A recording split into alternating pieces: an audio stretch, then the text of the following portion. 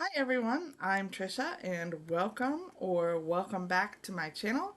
Today we are talking about 26 books that I want to read in the year 2026. These are the priority things on my TBR. None of these are going to be new releases. They're all backlist or things from 2025 that I didn't get around to, or just things that I've been wanting to read for a while. I will have a new release videos each month for new releases that I'm excited about. But these are 26 books that I would like to try to get read in the year 2026.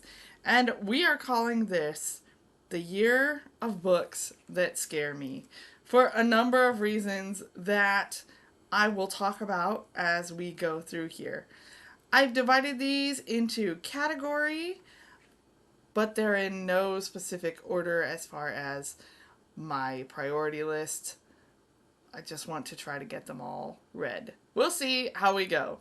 So, we'll start with fantasy, and we will start right off the bat with the some of the books that scare me the most. Let me show them to you. Here is the first one. This is Brandon Sanderson. Whoa, the dust jacket's falling off. This is Rhythm of War. It is number 4 in Brandon Sanderson's Stormlight Archives. I love this series. Okay, don't get me wrong, great series. Brandon Sanderson is the master of fantasy, epic fantasy specifically. But this is ginormous. It is huge. So it scares me just for the fact that it is humongous. And if that is not big enough, I decided in 2026, why not go ahead and finish the part of this series that is out. This is number 5, Wind in Truth. Might as well do it too. Um, so both of those are on my priority list for 2026. If you have not read Brandon Sanderson, he is a masterful storyteller. He has several different series. Um, Stormlight Archives is that one. It starts with The Way of Kings, and it is definitely worth the read, but all of them are gigantic. There are 5 books out so far, plus a couple of shorter ones that are in the middle. I think there's a 2.5 and a 3.5, or might be 3.5 and 4.5. Don't quote me to the series, but it's really good. And he has a bunch of other series as well. And then after that, if I haven't got enough chunky books on the list so far, I have this. This is still fantasy, but now we're in young adult fantasy. This is Brithinger. It's the 3rd book in the Inheritance cycle, which started with Aragon. And this book is also kind of epic fantasy, a little bit Lord of the Rings-esque. We have dragon riders and dragons and elves and all kinds of fantasy creatures in this world. This series is also really good. It's not new. It's been out for a while and it is complete.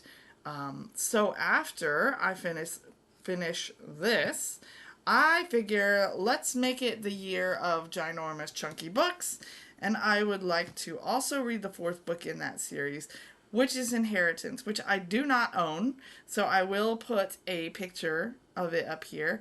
I will put pictures of any books that I do not own physical copies of. Also, when editing me goes back and edits this video, I do most of my own editing, but I do have someone who is cited check over the videos before I post them. So if we have glare on any of these books, I will also post a picture in that case. But Inheritance, back to Inheritance, is number 4 in the Inheritance cycle.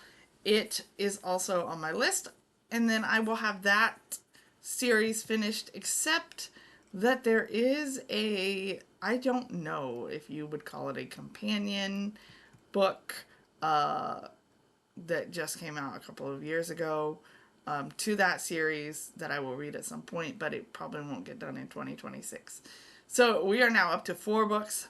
We're going to stick with the young adult fantasy for a second because the next book on my list is a book by an author that I would really like to read down to zero. That's Adrienne Young, and the book I am prioritizing for 2026 from her is Saint.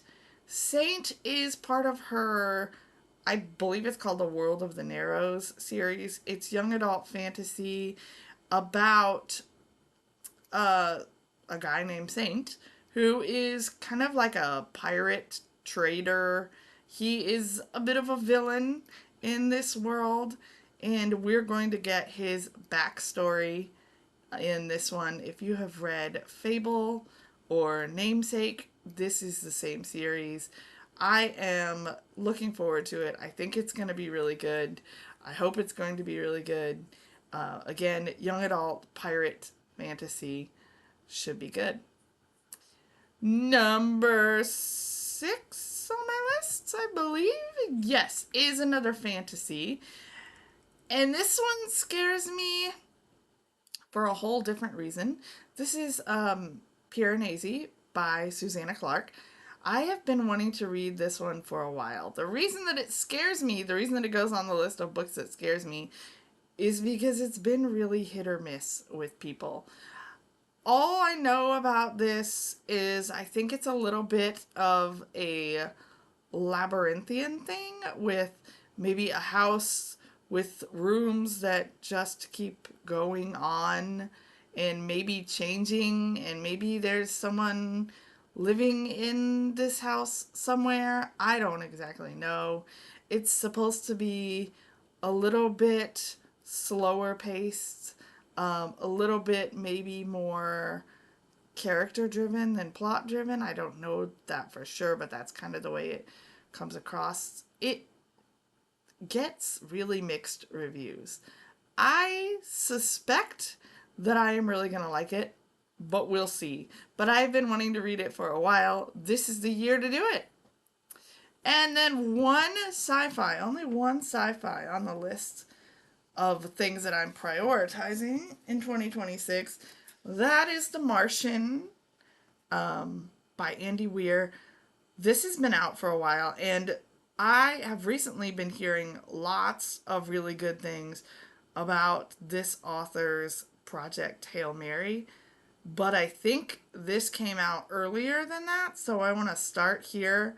It's about, as far as I know, a guy who gets stuck on Mars. He's a scientist. He goes there with a crew. For some reason, the crew leaves, and he is stuck there to survive. This goes on the list of things that scare me because I have heard that there's quite a bit of science in this, and I'm hoping it's not way over my head. But I'm excited to give it a fair try. Again, that is The Martian. All right, now we get to switch to a new category. We will go on to literary fiction. I only have 2 on my list of 26 in 26. The first one is another author that I want to read down to zero, and I am really close. That is Frederick Bachman, and the only thing I have left from him, I think, are novellas. And so this year I have picked The Answer Is No to go on my priority TBR. This is supposed to be a humorous novella about a guy who really would just like to be left alone and live his life.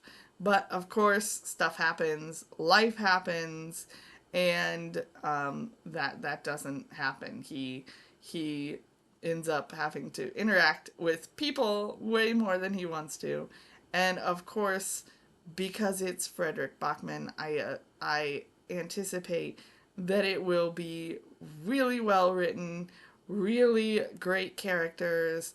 I can't wait to read this one. I will read anything and everything that Frederick Bachman writes.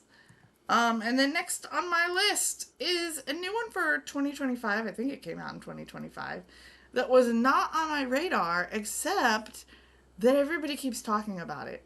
And that is Theo of Golden. And I am really excited about this book because it sounds so good. It's about this guy, Theo, who is, I believe, 86 years old. And he visits the town of Golden, and he goes to a coffee shop where he finds all of these portraits hanging on the wall, and he decides to make it his mission to buy these portraits and then deliver them back to the people that they belong to, the people that are in the portraits, basically. And so this is his journey to do that. I think it's going to be really character driven. I've heard it's really emotional. It gets really super high reviews on Goodreads, like higher than almost anything I've ever seen on Goodreads. I want to say, like, at the time, last time I looked, it was like 4.67 or something like that, which is crazy high. So I am anticipating really loving that. I'm excited to read it very, very much. All right, switching gears again. Let's tackle the mystery and thriller category. And we will start with an author that I have not read at all before. This is Eight Perfect Murders by Peter Swanson. I have been wanting to read a book by Peter Swanson for a long time. I don't know if this is a good place to start or not. I'm starting here because, okay, so on my living room wall, I have a book clock. It is a clock. It has a clock face in the middle and then little shelves all around where the numbers of the clock would normally be. And on each shelf, there is a book that has that number in it. For example, where the 8 would be on the clock, goes this book, Eight Perfect Murders. For number 2, I have A Tale of Two Cities. For number 3, I have Three Things About Elsie. So each number has a different book. So this is number 8, and it's on my list this year for 2 reasons. One, because I've been wanting to read a Peter Swanson thriller, but 2, because it keeps falling off the wall, and so I figure that's like a cue that I'm supposed to read it. So we're making that a priority this year. So this is Eight Perfect Murders by Peter Swanson. All right, then next on my mystery list, I have this. I expect this to be a little bit more cozy. This is Dial A for Aunties by Jessie Q. Sutanto. This book has been on my radar for a while. I have read the Vera Wong series by this author, or at least a couple that are out in that series, and really, really, really love them. They are funny. The mysteries in them are great. The characters are great. I just love them. So I think that this one is also going to be really good. This is about a woman who is a wedding planner, I believe, and she accidentally kills someone and calls in her aunts to help dispose of the body, and things get crazy from there. I think there is a mystery involved. I think it's going to be funny. I think it is going to be just a really good time, and I am looking forward to reading it and then continuing on with the series, but starting here. Okay, and then next, we have, oh, next we have, hold on, I lost my place in my notes. Oh, next we have a book in a series that I really love. That is The Black Wolf by Louise Penny. This is number 20 in the Armand Gamache series. He is an officer with the Sûreté du Québec. I have no idea if I said that right. But basically the police force in Quebec, Canada. He is an older gentleman who is the perfect detective for a mystery series. He has this wonderful sense of duty to his community, also to his family. These books are populated with some of the best characters in mystery books that I've ever read. I love this series. This one came out a couple of months ago, and the only reason I haven't read it yet is because I have it on hold at the library and I started really far back in line. So as soon as I get that off hold, I will be reading it and loving it. I will be doing this one on audio for sure. The narrator for this series is wonderful. I can't say much about this particular book because the plot is a continuation of the last book in the series' plot. So I don't want to say too much about that, except that I am really, really, really looking forward to reading that one. Okay, and then another author that I want to read to zero, and another book on the list of books that scares me. That author is Mary Higgins Clark. For this year, I have chosen The Cinderella Murder. The reason this scares me is not because of the book, but because of the author. Because I would like to read her to zero, but she has about 1,000,000 books in her repertoire. So I think it's going to take me a long time.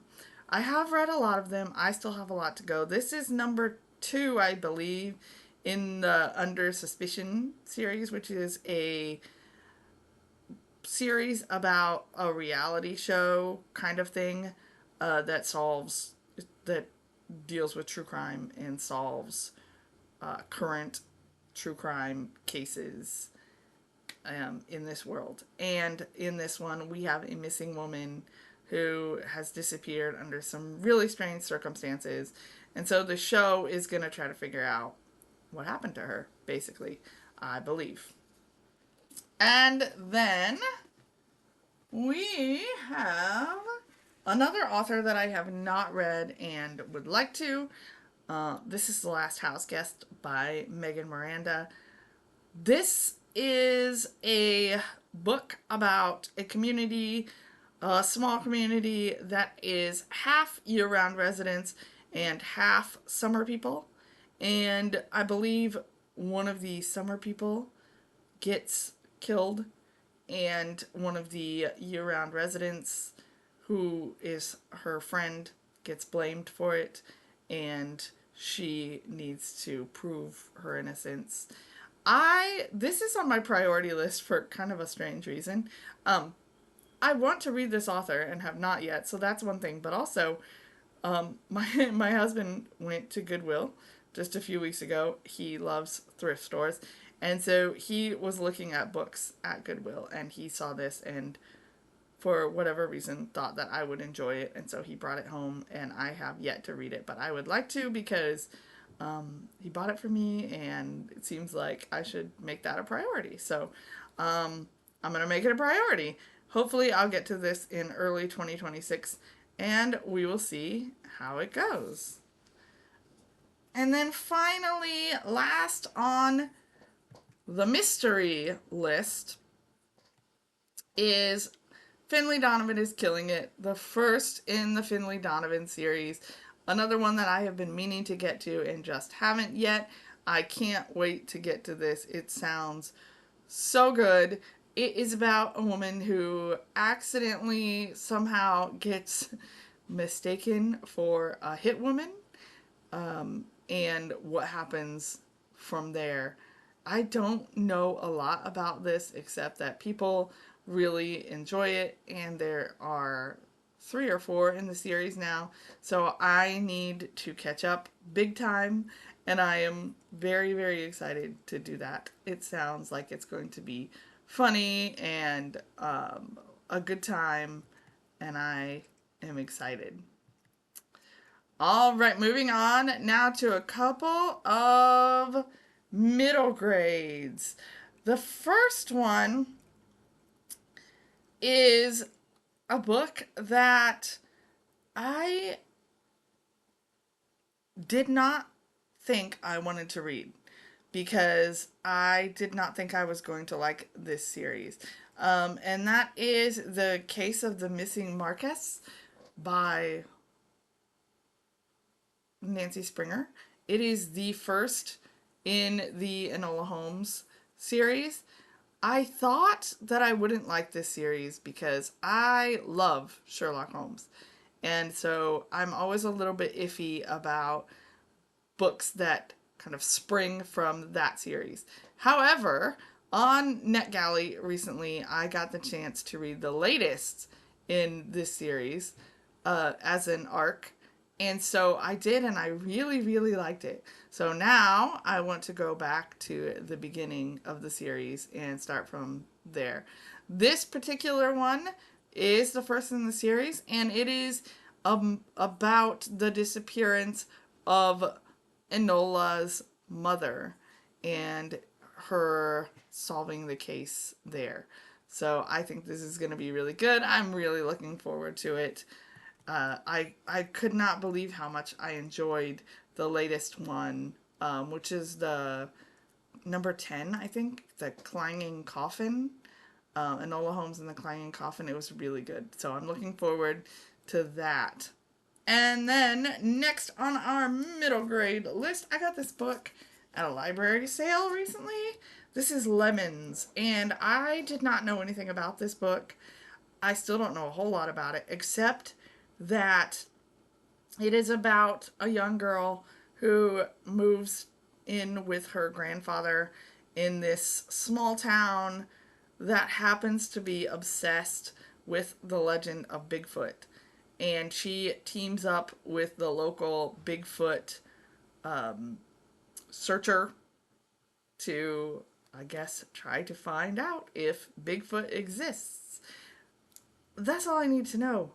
If there is one conspiracy or whatever you want to call it that exists, I so want it to be Bigfoot. I am not saying that I think Bigfoot exists. I don't know. But if one of those things exists, I really, really want it to be Bigfoot. So I'm excited to read this book. I think it should be fun. I haven't heard anybody really talk about this. It's not new by any means.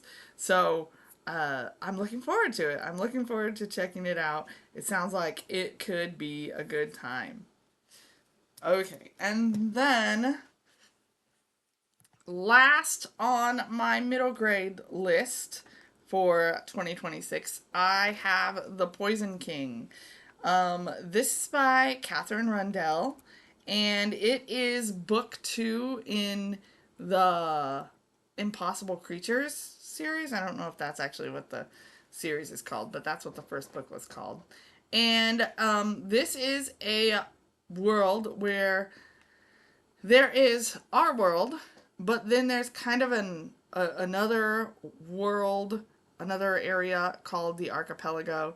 And in this world, all of the mythical creatures that we hear about actually exist. And our main character, Christopher, who lives in our world, finds out in the first book that he is a guardian of the creatures in the archipelago. And he ends up going there, and stuff happens that I'm not going to talk about because it will spoil the book. But I believe in this book, he goes back to the archipelago. There's a dragon. There are all kinds of fun creatures. I am really looking forward to this one. The first one was so good. Even though it's middle grade, the writing was really well done. I thought it was a perfect middle grade fantasy. I think I gave the first one 5 stars. I liked it a lot. So this second one came out this year, and I am excited to read it. Okay, let's move on to classics and go back to books that scare me. These first 2 books in classics scare me. They just do. That's just all there is to it, because I'm wimpy. This is Frankenstein. I know. I've never read it. I'm old. I'm not going to tell you how old. old enough that I should have read this book, but I have never read it, and I want to. So I will probably save this until next fall, because this is about as spooky as I get, and I know that this is not necessarily spooky, but I'll probably save it till then and try to go ahead and read it. I'm excited to read it. I really am. I just am a little nervous. And if that one didn't make me nervous enough, this is Dracula, and it makes me very nervous. I don't tend to love books with vampires, so why do I want to read this? I don't know. But I feel like I should. I feel like it's a classic that most people have read, and I should really read it. So, wish me luck. It kind of terrifies me a little bit, but there we go. I'm gonna do it. I'm gonna do it this year. Hold me to it. All right, and then I have one more classic and then kind of a classic adjacent. I want to read Huckleberry Finn by Mark Twain. I think I might have read this in high school or middle school, but I can't remember. And I really want to read it because I want to read James by Percival Everett. Mostly because everybody keeps talking about it and saying how good it is. And so I want to jump on that bandwagon. James, of course, is the story of Huckleberry Finn only from the point of view of Jim, who I believe is the slave in Huckleberry Finn. So I am really excited to read that. I have heard such good things about it, and I want to read it. I want to jump on that bandwagon and find out what all the hype is about for that. All right, our final category in the 26 books I want to read in the year 2026 is nonfiction. And we have another series and another book that scares me just a little bit. This is All Things Wise and Wonderful by James Herriot. If you don't know, James Herriot was a veterinarian in England in like maybe the 1930s. I could be wrong about that. This series started with All Creatures Great and Small, and then there was All Things Bold and Beautiful, and now I'm on this.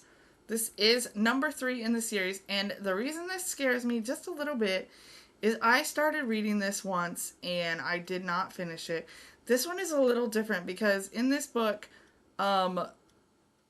James Herriot is headed off to war, and I believe it's World War II, but I could be wrong about that, but I think it is World War II.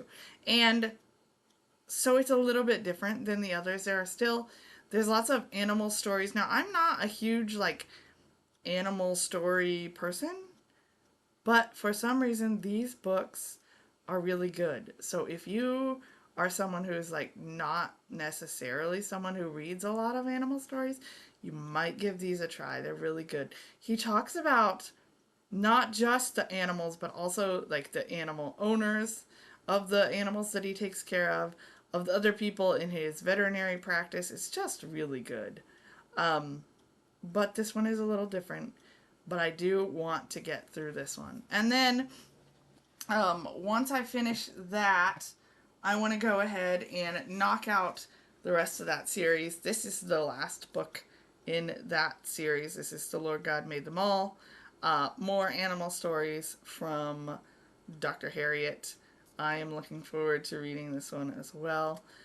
Like I said, as someone who is not necessarily an animal story lover, these books just work. I don't know why, they just do. They just really work. And then the last couple of nonfiction that I want to read, one of them is Gemini. This is by Jeffrey Kluger, and I read another book by him about the Apollo missions going to the moon. And so it was really good. I am not, like I said a minute ago about animals, I am not necessarily someone who is super interested in space, although I do find it interesting, but I wouldn't necessarily pick up this book, except that for some reason I read another one of his books and it was so interesting. He kept me interested in the subject the whole way through. And so now I am really interested in reading more from him. And this is his new one. I have it on NetGalley, so I need to get to it. It came out, I believe, in November. And so this one looks exciting to me. And then the last one on my list, sorry, I'm checking my notes over here, is called Every Day I Read, and it's 53 Ways to Get Closer to Books. First of all, I love that title. That's kind of all I need to know. But this is a collection of essays by a Korean author that is just now, I believe, being translated into English. I think it actually comes out in December, maybe came out earlier this month. And so I really want to read this. It's supposed to be about different ways we read, different places we read, times when we should read different kind of books to go for the bestseller or to go for, something that no one's ever heard of. And I just think that it is going to be really good. I don't read a lot of essay collections, but this one is bookish and sounds wonderful to me. So we made it. That is my list of the 26 books that I want to prioritize on my TBRs in 2026. If any of these sounded interesting to you, let me know in the comments or let me know what you plan to read in 2026 that you are really looking forward to. I would love to know what else I need to put on my TBR, as if it's not long enough already. And I would just love to know what you are reading and what you're looking forward to reading. If you enjoyed this video and would like to subscribe to my channel, that would be great. Feel free to do that. I would love to keep engaging with you and talking books with you. That is so much fun and why this channel exists. So feel free to do all the YouTube-ish things. Alright guys, I think that is us done today. But I look forward to seeing you in the next video. If you've made it this far, thank you so much for watching. And I will see you in the next one. Bye.